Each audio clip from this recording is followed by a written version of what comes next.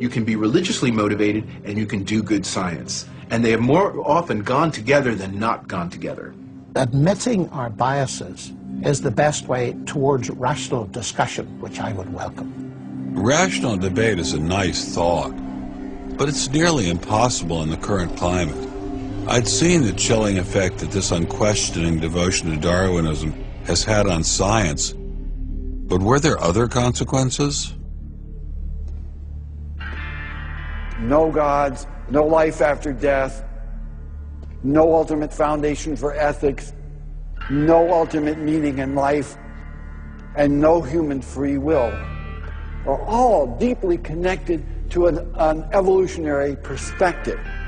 You're here today and you're gone tomorrow, and that's all there is to it. Dr. Will Provine, professor of the history of biology at Cornell University, gave us another disturbing glimpse into where Darwinism can lead. Oh, I was a Christian, but I never heard anything about evolution because it was illegal to teach it in Tennessee. Dr. Provine's first biology professor changed all that. He started talking about evolution as if it had no design in it whatsoever. And I came up to him and I said, "You left out the most important part." And he said, "If you feel the same way at the end of one quarter, I want you to stand up in front of the students in this class and tell them this deep lack in evolution."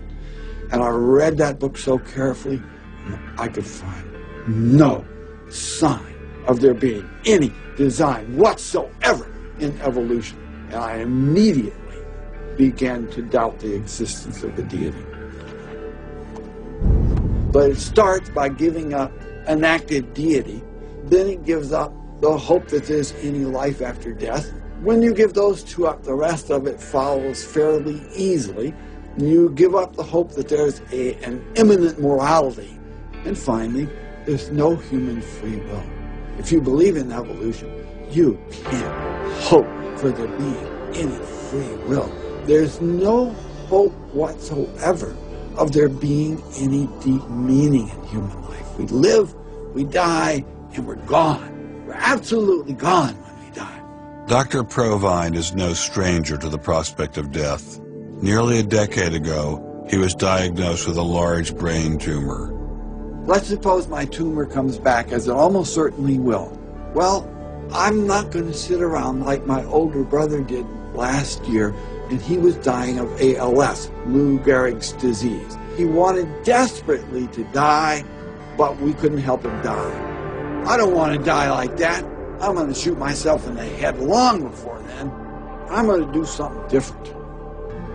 I hope these are empty words for my friend, Dr. Provine, because shortly after this interview was recorded, he learned his brain tumor had returned. I don't feel one bit bad about holding the views that I do. There's not anything in the views I hold that makes me, oh, I wish I had free will, or, oh, I wish there were a God.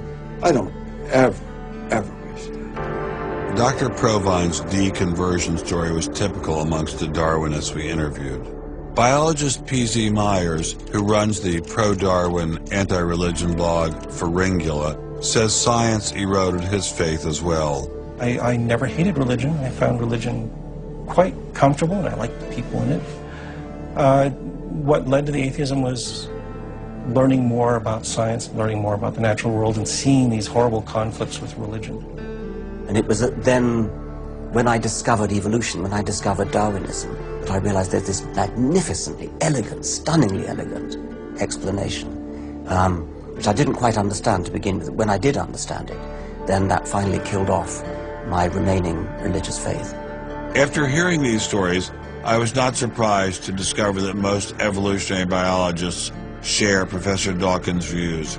It appears Darwinism does lead to atheism, despite what Eugenie Scott would have us believe. And if you separate out the ethical message from religion, what have you got left? You got a bunch of fairy tales, right?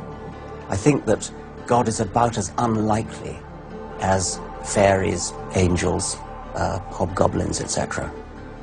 Religion, I mean, it's just fantasy, basically. It's completely empty of any explanatory content. And it's evil as well. Half the people in this country think that drugs is what you have to regulate to make us safer, and half the people think guns, that's what you got to regulate to make us safer. But I always think if you're going to regulate one thing that has the most potential to cause death and destruction, religion. You got to start with religion, and religion is an idea that gives some people comfort, and we don't want to take it away from them. It's like knitting. People like to knit. You know, we're not going to take their knitting needles away. We're not going to take away their churches. But what we have to do is get it to a place where religion is treated at the level it should be treated. That is, something fun that people get together and do on the weekend and really doesn't affect their life as much as it has been so far. So, what would the world look like if Dr. Myers got his wish? Greater science literacy, which is going to lead to the erosion of religion. And then we'll get this nice positive feedback mechanism going, where as religion slowly fades away, we get more and more science to replace it. And that will displace more and more religion, which will allow more and more science in. And we'll eventually get to that point where religion has taken that appropriate place as a side dish rather than the main course. But will eradicating religion really lead to a modern utopia? Let me try to imagine that. And let's let history be our guide.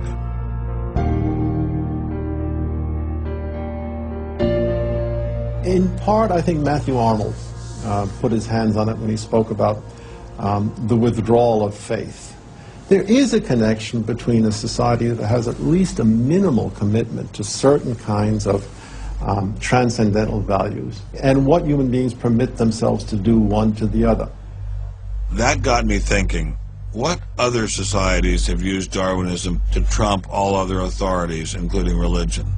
As a Jew, my mind leapt to one regime in particular. The connection between Hitler and Darwin is, of course, historically a difficult connection because they were separated by a good many years. One was English, one was German. Nonetheless, if you open Mein Kampf and read it, especially if you can read it in German, the correspondence between Darwinian ideas and Nazi ideas just leaps from the page. Of course, you have to add every historical caution. Not everyone who read Darwin became a Nazi. Obviously not. No one is making that case. Darwinism is not a sufficient condition for a phenomenon like Nazism, but I think it's certainly a necessary one. This was a connection I had to explore personally.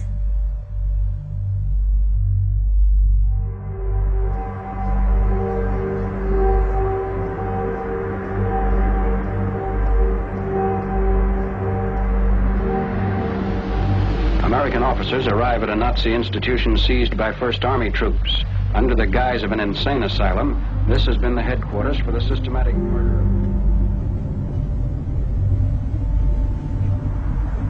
So what is this place? During the Second World War, 15,000 people were killed here. Why were they killed? They were killed because they were people with handicaps. Why kill them? What's the point of killing them? People who were not able to work, people who were not able to live by themselves, that they were useless eaters. Useless eaters. And life unworthy of living.